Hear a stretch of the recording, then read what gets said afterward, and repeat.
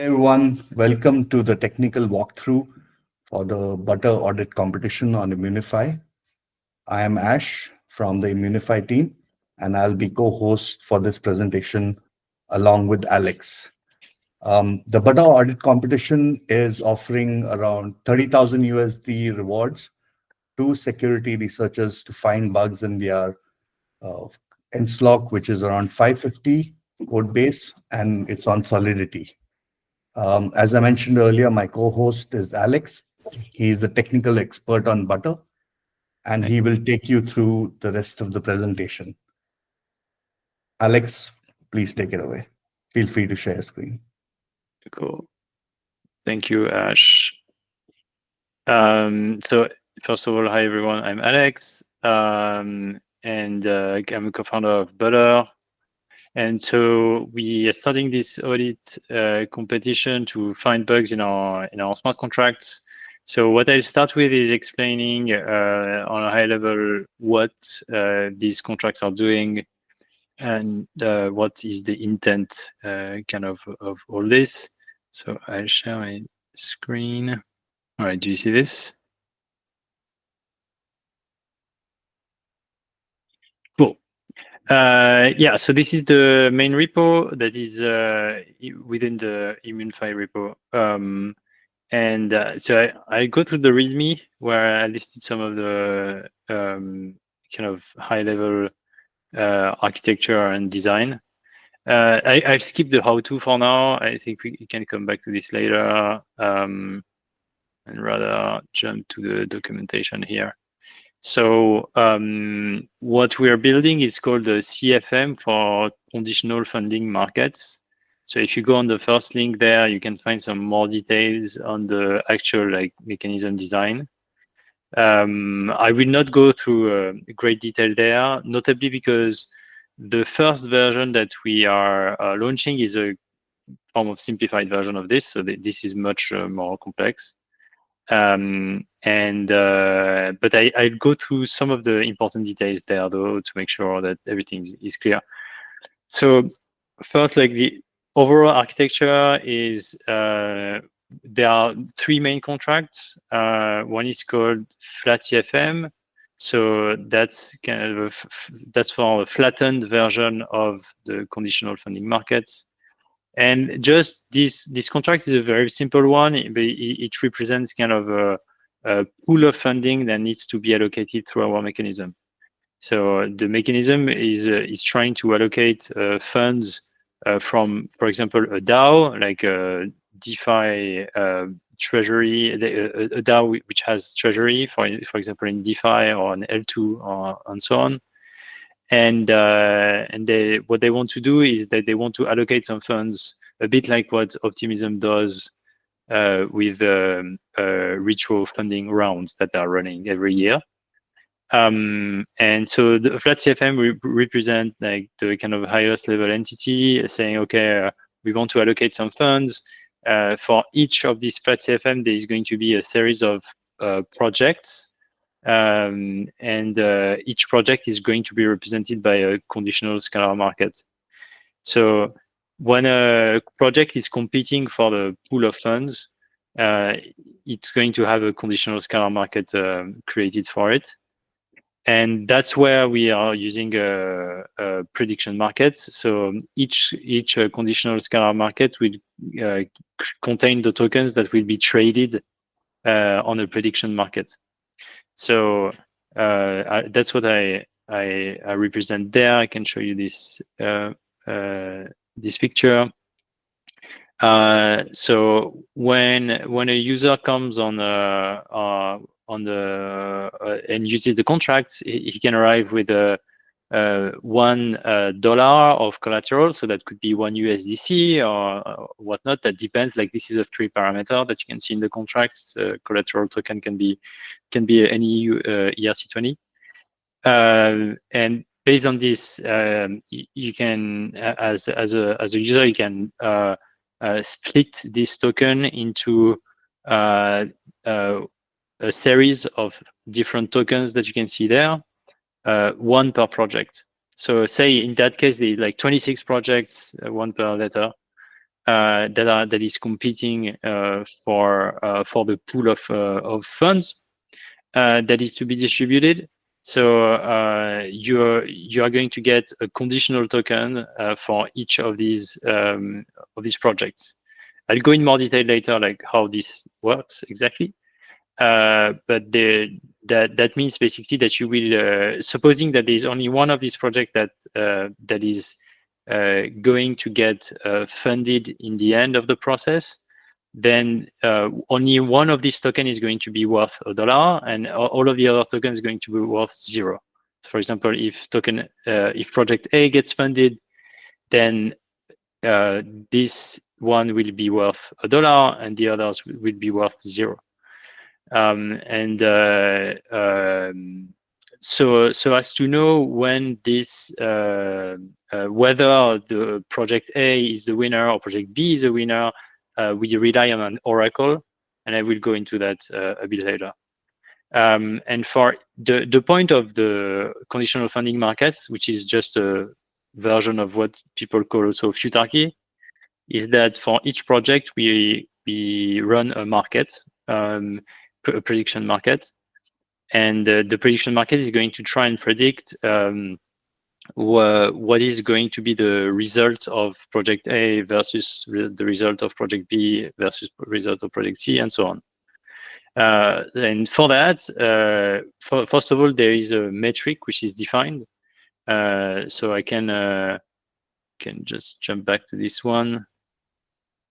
For example, in this article, I was showing an example where a metric could be, for example, TVL. Let's just keep this one to keep it simple. So suppose that each project is basically graded on how well that they perform in terms of the TVL that they bring on chain.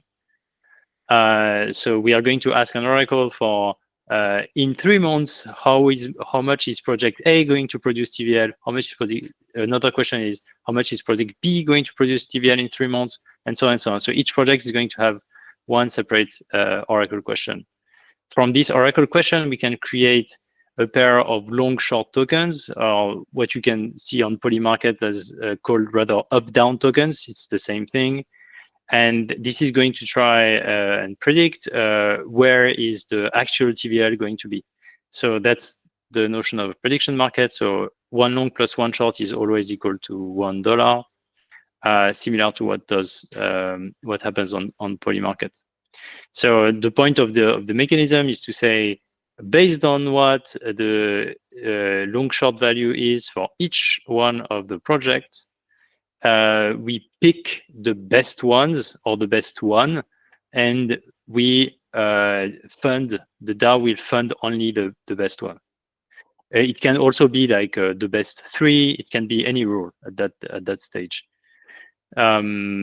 So yeah, so that's the principle. We have, as you've seen, there is a series of oracle questions that need to be asked. One for the first layer, which is which project is a winner, and n ones for the second layer, which is going to ask what is going to be the TVL in 3 months, for example, for each of the projects. So that's the kind of the basic structure. So the flat CFM really represents kind of this first layer here, taking $1 and splitting it down into 1 outcome token per project that is competing. And then the conditional scalar market is representing this kind of second layer. So there's going to be n ones, like here, 26 conditional scalar markets, 1 per project. And as we'll see, yeah, the kind of all the bookkeeping for these tokens is done within these contracts. And as I started to mention, so basically that's what we are saying here. We are mentioning conditional tokens and here another contract, which is an adapter to reality. So first of all, conditional tokens, this is an external dependency that you can find. It's linked in the somewhere, but it's you can find it independently. And this is basically a contract which which should not be audited, by the way, but which is this one, which has been produced by Gnosis some years ago. As you can see, it's dating a bit already.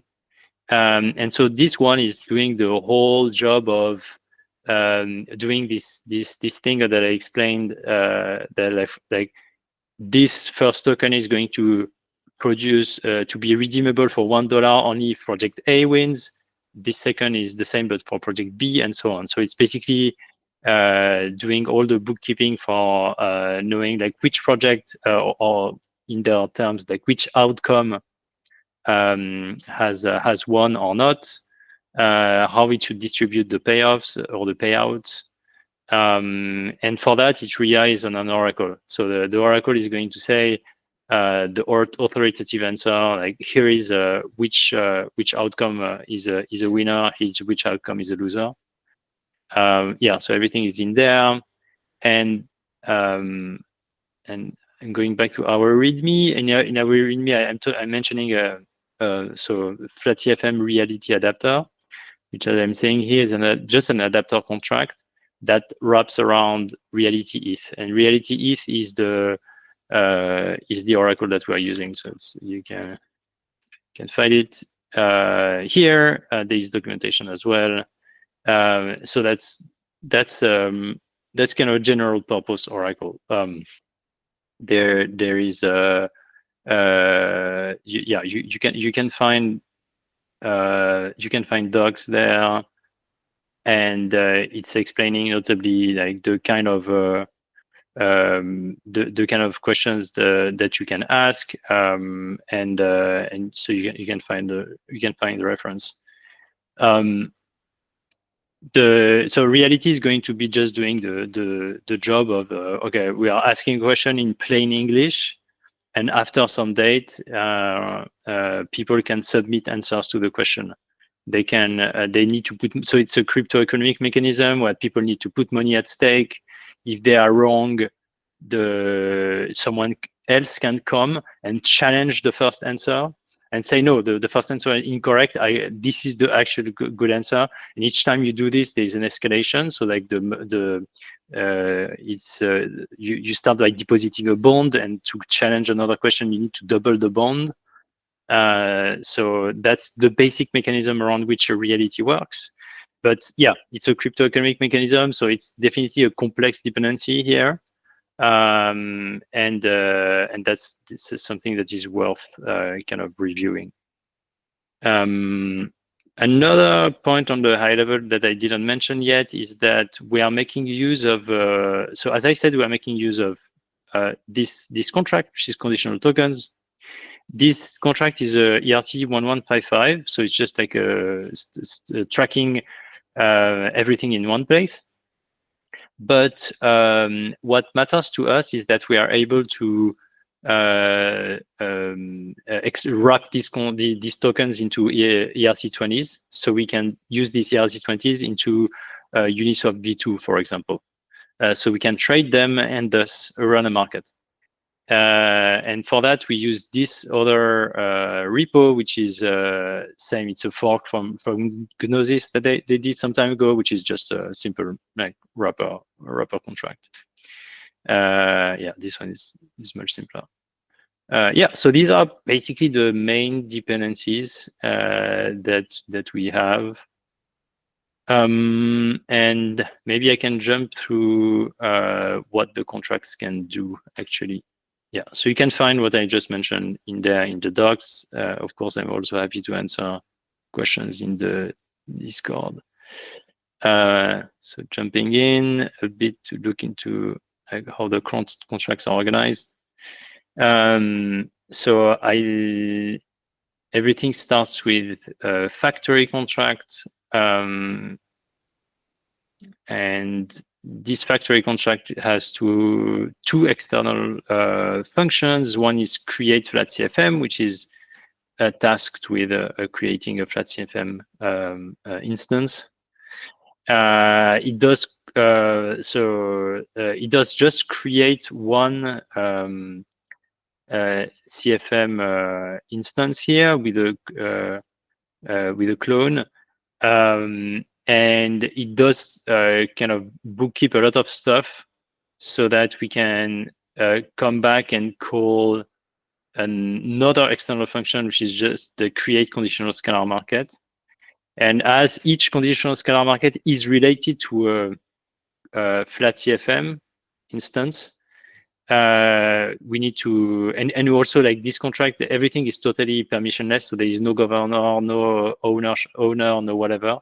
So that's so basically anyone can call create a conditional scalar market, and the contract will just have stored all the data that is required coming from the previous call, and you can just call this guy several times in a row so as to create all the remaining conditional scalar markets that correspond to this flat CFM passed as arguments.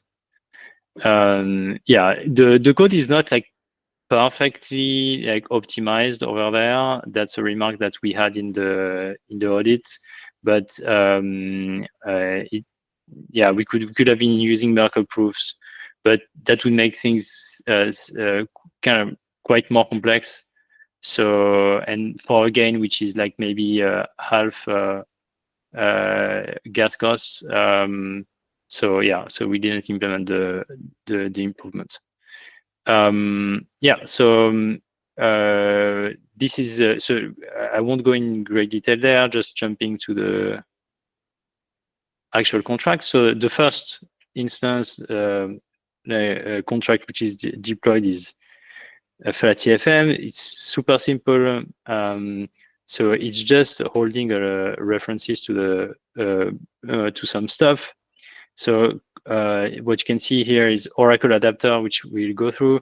Conditional tokens we mentioned.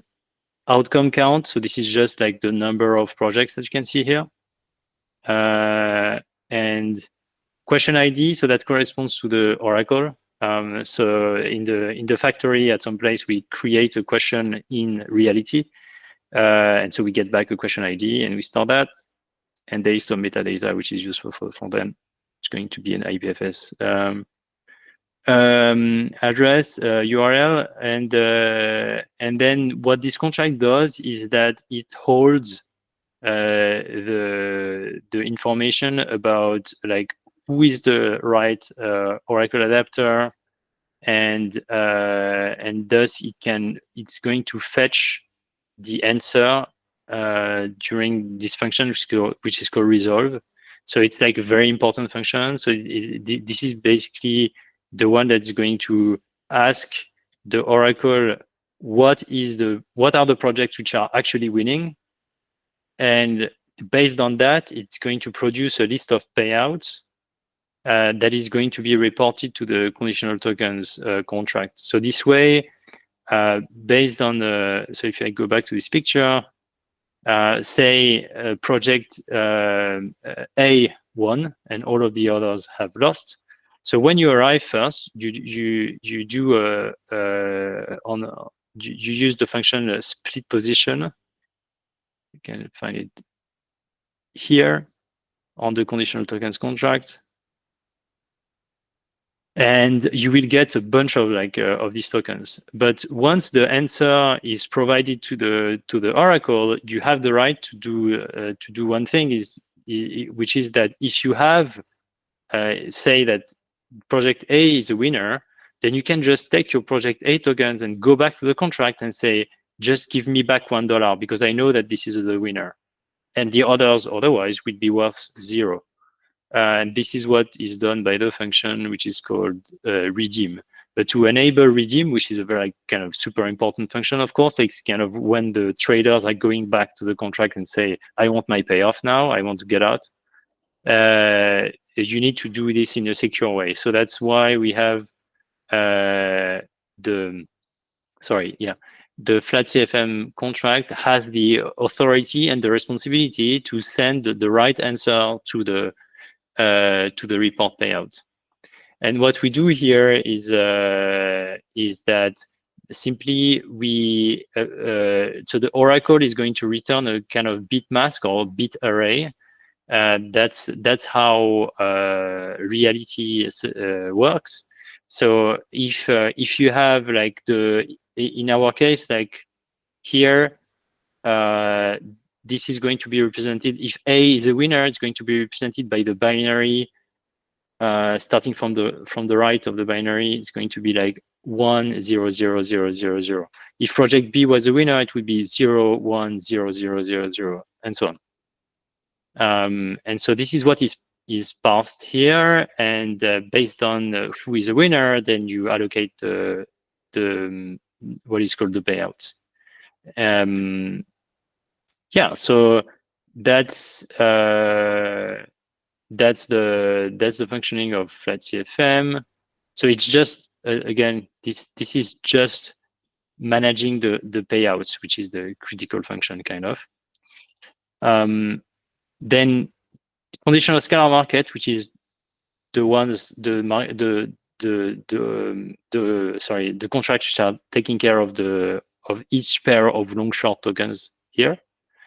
These guys are doing a bit more stuff because so they are also having a resolve function similar to the other one. It's just that this time around, it's not going to be looking into like a list of answers with a 1 0 1 0. It's a bit different because this time you expect a numerical answer, and there is a simple function to calculate how the payout should look like. You can find the details of this here. Sorry. So if you go there, you have model, objective, you can skip. And basically it's going to be here. The scalar token design, which is the way that the payouts are calculated, is defined here. So basically, based on your prediction, if you have like the value of the long token is going to be somewhere between 0 and 1 at the end when the market resolves. And so the value of this long token is going to be 0 if the answer from the oracle is at the minimal value or below, or it's going to be 1 if it's at the maximum value or above, and in the middle it's linear. So you need to so that's why these contracts are expecting that there is a max and mean value that is passed as parameter. It's stocked in there, stored in there. Yeah, so you can look up the details in the explanation there. And then the other functions that have been added in there are split, merge, and redeem. And basically, these functions kind of mimic what the conditional tokens contract is doing. As you see, there is merge position, split position, and the last one was redeem position. It's just that this time around, we want to use the wrapper contract, which is going to wrap the ERC1155 into ERC20s. So yeah, basically that's it. Basically, that's what it's doing there. So yeah, without going in details, it's fairly simple kind of bookkeeping stuff. Yeah, so these are the main contracts, and then we also have the adapter contract. So we have built this so as to make sure that kind of we have this abstract contract here that is used by the other contracts, the factory and the flat CFM and so on. So this way, these other contracts can be kind of Oracle agnostic because we are thinking about possibly like using different oracles later. So that's why we started this way. But yeah, it doesn't really matter for now.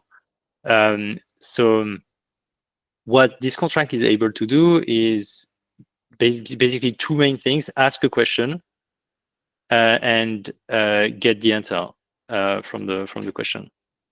So asking a question can be a bit complex because there needs to be some formatting stuff going on there. But I mean, yeah, nothing too complicated. So yeah, there's this notion at Reality. Again, I invite you to look at the docs from Reality, that there needs to be a template produced first of all. So basically, we expect that the template contains already kind of the English sentence in great detail, and then this just expects the template ID. That's the design that we chose going with. And so you have two entry points for asking questions. One is the decision question, which corresponds to like this first layer here, like which project is going to get funded. So that's what we call decision. And the second layer is the metric, or equivalently, it's a synonym to scalar, actually, which is the second layer here, which is like what is going to be the result of each project. Then the other kind of counterpart of that is simply the get answer function, and this guy is going to call result for one settled, which is okay. Again, I invite you to look into the docs and also into the code from Reality. And this is going to revert in some specific conditions and so on. So of course, like understanding exactly what goes on there is like super important, because we need that the get answer call, which is called in the resolve function that I showed earlier, is working smoothly. And there's a lot of like states, different. Yeah, if you try to map the different states, there are kind of quite some different cases in there. So we've been spending quite some time on making sure that our contracts are robust to the different cases. Yeah, the rest is just some simple formatting stuff that we don't really need to worry about. And yeah, the other main functions we call for the ask question part is ask question with min bond. So you should definitely look into how ask question with min bond works and kind of what's the relationship with result for one settled, difficult result for one settled data. Yeah, so I think that's a quick overview. You can take a look into tests, notably this one. So it's not complete, unfortunately, but it's already giving some, I think, some good intuition about what's going on. So it's a kind of integration test where I'm loading the actual value of the actual contracts and deploying them, but not Reality, unfortunately, because Reality is a bit was a bit too complex for that. I could have been running a fork test though on a test chain, but when I wrote that, it was not available yet, so I went down this path. And yeah, I'm doing some deploying the factory, running the create flat CFM thing for a first time, and then doing some split, merge, and so on. So you can look into like how this happens there. For example, like split position test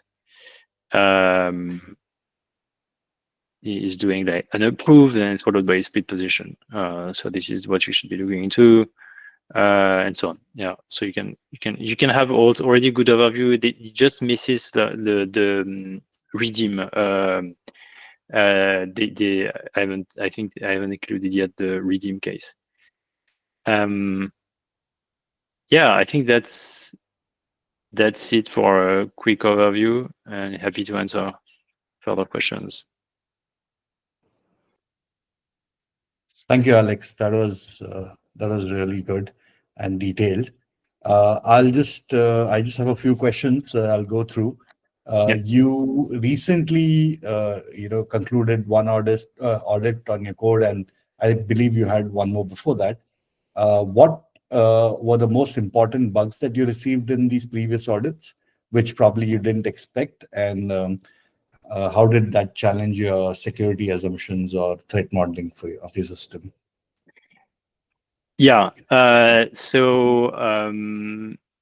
In the audit by trust, there was I mean the high severity one was actually just a kind of mistake from a recent refactoring. So it's not that much of a big deal on this one. The second one was more interesting. Yeah, we can try to scroll there if we can. So overall, the point was that reality has a lot of different states. Basically, it can be in. Notably, so as I was starting to mention, so maybe we could I could try and do something. Just a sec. I will load up the reality code for a sec. Yeah, this guy. So that's the version of reality that we are using. Again, like happy to send the links in the Discord if anything is missing and people have questions. So this is the version that we're using. And an import. So basically what this thing does is that it asks questions, it records like the bonds, as I was saying. Like if somebody wants to answer to a question, you need to deposit a bond, and you can take the risk that someone else grabs your bond if you made something wrong. But actually there is a more deeper mechanism which is used in case that the escalation mechanism, like I put up a bond, someone else put up a larger bond if they don't agree, and larger, they have a kind of a fallback, which is using what they call an arbitrator. So the arbitrator that usually you want to use with reality is Kleros. And Kleros is a court system, decentralized court system. And what happens is that once the question gets in a kind of, people are not sure what the response, the proper answer to the question is, they have the right to call a function which is basically, I don't remember its exact name, so it's going to throw the question into a state where, yeah, it's this one. It's going to throw the question to the arbitrator and say, okay, like reality is not able to answer to that question, so we will put it in front of a court, and the court will take a final judgment. And that's pretty complex. And basically, what Trust uncovered was that in case when the arbitrator is expecting a fee, and it's expecting a fee in ETH, so it's payable. So these functions, that's what you are going to see, a lot of payable functions. Then if we didn't include the payable option in our own contracts, we could not transfer the payments to reality, and thus to the arbitrator. So yeah, it's really just like kind of a dependency. So like it's a concern with like what the reality dependency can do, and what reality can do is pretty complex. So that was a nice one, and that's also what I suggest like white hats to look into, which is are there some cases around how like reality state management works that we are missing, and that might be notably creating some cases where we can't resolve the markets, which would be the kind of really bad case that we don't want to fall into.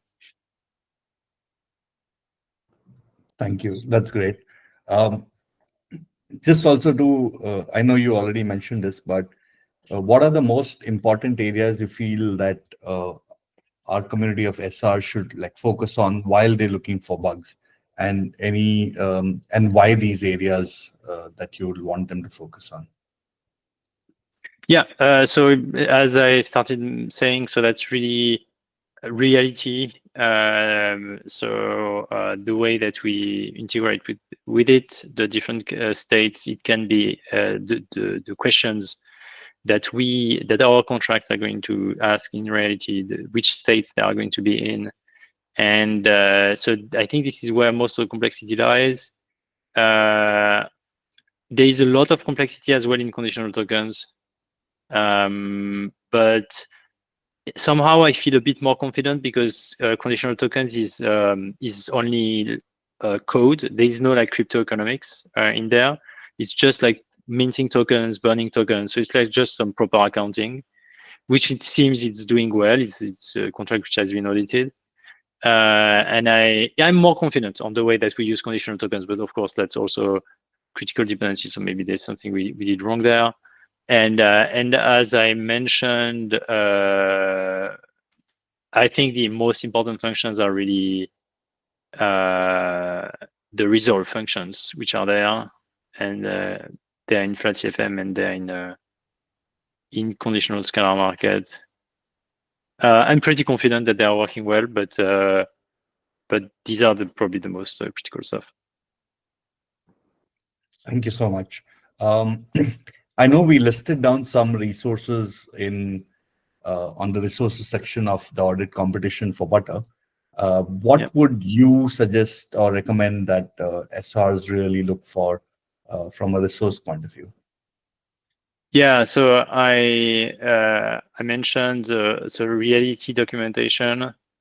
On conditional tokens, there is this. I'm pretty sure we put down the link somewhere in the page, but there is this. I will just show it, which is this one. Oh, interesting. Maybe it has moved. I'll make sure that the link is up to date. Oh, I think this has moved, unfortunately. I'll find it and post the updated link. So this is there was a page where basically a web page where they explain this whole like conditional tokens thing with things like this, but a bit more involved. So this is really useful to understand what's going on and wrap your head around the conditional tokens. So I'll make sure I update the link. Yeah, I just checked the link is invalid. It was working till yesterday, but once you share it, we'll also add it, update it in our resources section. We can also look it up on Web Archive. So yeah, I'm sure we can post something. Perfect. That sounds good. Just one question. I think this probably is the final one on the different access control roles within the protocol. Like, what would you have to talk about those? There is no access control, whatever. So this is totally permissionless. So that's what I mentioned when I talked about the design of the factory. So once you start when you deploy a flat-CFM, so with create flat-CFM, you pass in like kind of all the necessary parameters are really in there. By the way, there is a script that I put together, which is useful to look into maybe. Yeah, so this is expecting a JSON file and just like looking up all the params from there. And so what that means is that all of these params are just given in one call. So like the first transaction is containing everything. Then it's over. So there is no form of access control. So it's just a question of which functions are public or internal. That's all there is to it. Thank you so much, Alex. I don't think I have any more questions. So I want to just remind everyone that if you have any further questions, you can reach out to Alex. He's got the Butter team tag in our Immunefi Discord. Once you go to the Immunefi Discord, look for the Butter audit competition channel, and you'll find us there. Also, for more information on the audit competition, go to immunefi.com. The audit competition by Butter is listed on our Explore page, and you can get the entire details there. So, Alex, I want to thank you so much for your time, detailed Thanks, Ash. explanation. That was really, really valuable. I'm sure it'll help our community, and as they look to participate in the competition. So, thank you so much for your time. Thanks for And your thank you attention. everyone for watching. A reminder that Butter competition is currently live. It ends on 1st of Feb, so not too much time. It offers around $30,000 of rewards to White Hat. You can find all the information on the Immunefi page. Take care and happy hunting, everyone. Cheers. Thank you.